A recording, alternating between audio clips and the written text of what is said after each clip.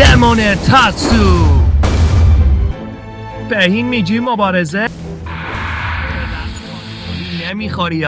یه انسان اینجا چی کار میکنه؟ بهم بگو یه دمون اینجا چی کار میکنه؟ زود از اینجا دور شو. دمون ها ذات خوبی ندارن، ولی تو انگار فرق داری.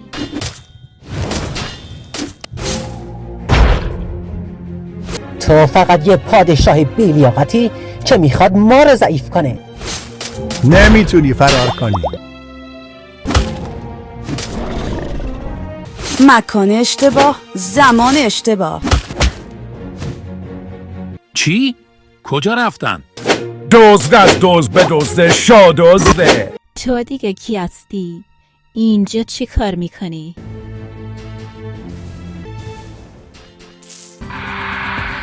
بهتره فرار نکنی.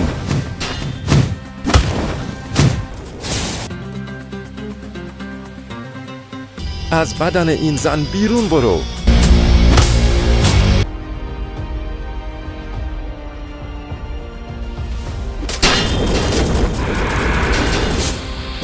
زود باش جون بکن.